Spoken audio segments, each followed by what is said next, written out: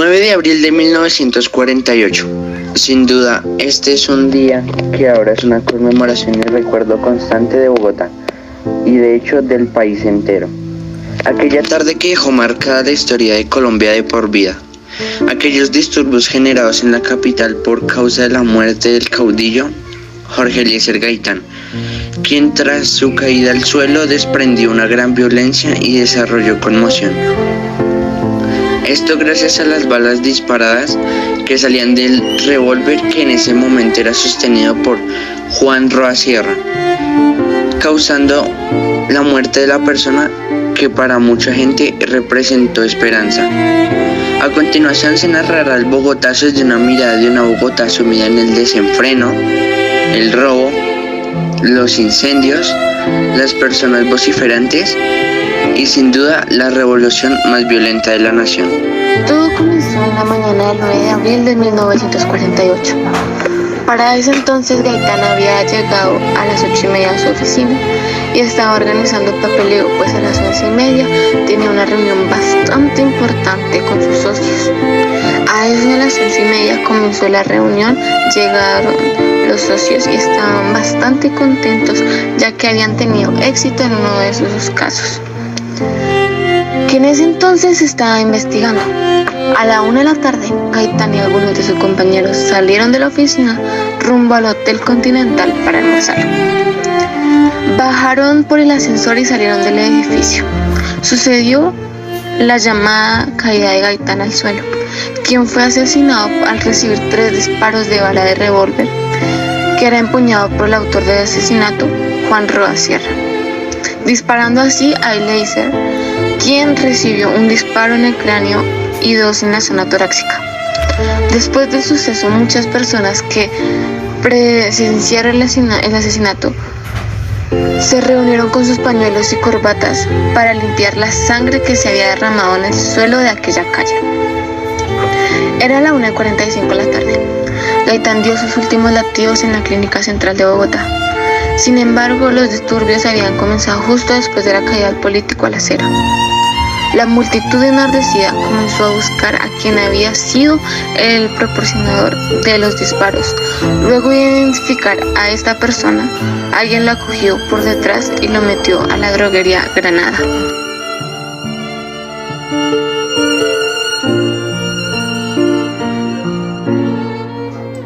La única información que en ese momento se le pudo sacar a Juan Roa Sierra fue su nombre y una parte del por qué había asesinado a Gaitán.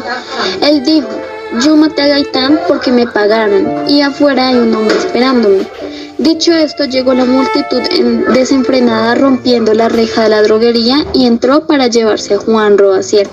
Las personas comenzaron a atacarlo, a golpearlo, a patearlo, y cuando finalmente este había muerto, las personas lo desnudaron y lo arrastraron por la calle Séptima, utilizando esto como acto de protesta.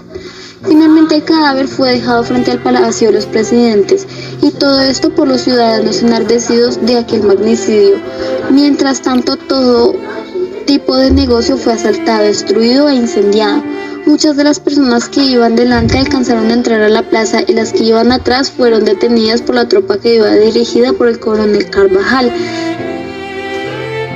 Pasaron de escucharse gritos de protesta a escuchar un tiroteo donde murieron más de 50 personas. Algunos lograron colarse por medio de los disparos para salir a la calle 12 y directamente dirigirse hacia la Clínica Central donde estaba siendo atendido Jorge Eliezer Gaitán. Para este momento Gaitán aún no había dejado este mundo, pero estaba gravemente herido. Su respiración era bastante suave, no pronunciaba ni una sola palabra o siquiera se movía, mientras que afuera de la clínica había una gran multitud esperando noticias del caudillo. En ese momento salió un médico y para eso no salía una palabra de la boca de nadie. Todos estaban callados, nerviosos, esperando una respuesta. El médico leyó un comunicado donde describía que había hecho todo lo posible, todos los intentos de reanimación, curar sus heridas, pero que finalmente Gaitán había fallecido. En ese momento se sintió ese pesado ambiente. La gente enardecida, frustrada y dolida comenzó a gritar y a protestar.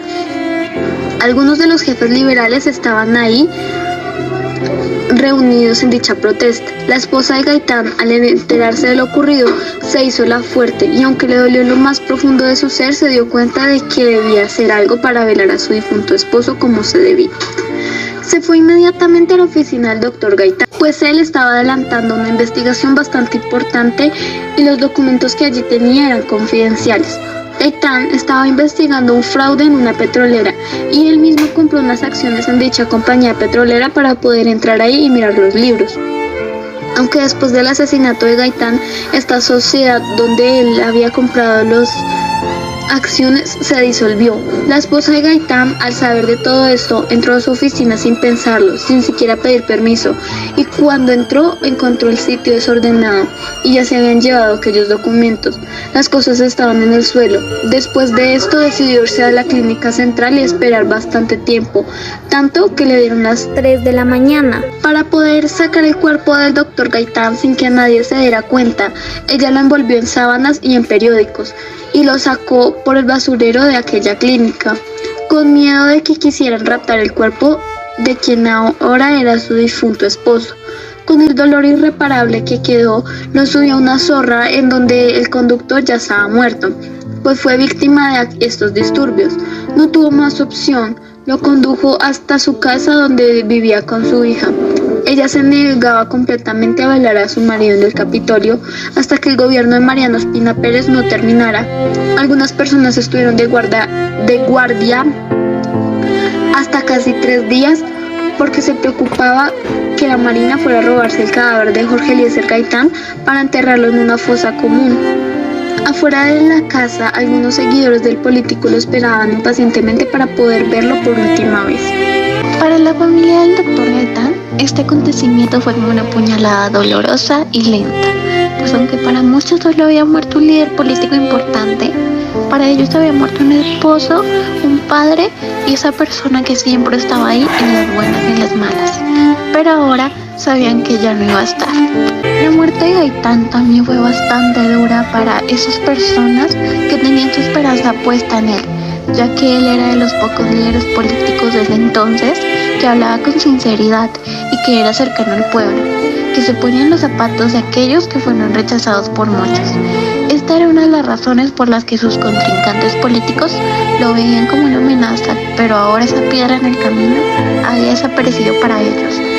Ya no tenían ningún obstáculo en su camino o alguien que les opacara su carrera política o sus intenciones de llegar a la presidencia. Pero todo esto lo hicieron sin pensar en el dolor irreparable que les dejó a muchos aquel acto. Había pasado un día desde el asesinato de Gaitán. Cuando las personas salían a la calle, lo único que podían ver eran los escombros que habían dejado sus protestas. Casas que habían dañado porque supuestamente algunos políticos se escondían ahí.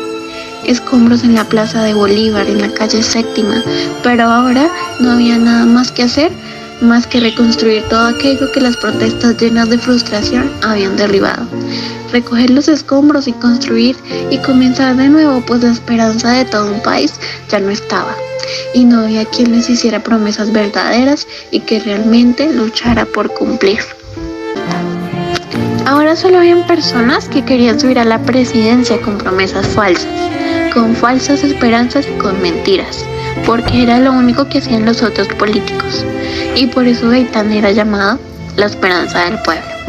Así es como el 9 de abril de 1948 cierra una parte de la historia del país, relatando hechos desencadenados por la muerte del vociferante caudillo Jorge Eliezer Gaitán, que dejó marcado a nuestro país con un dolor que hasta ahora nadie ha podido curar.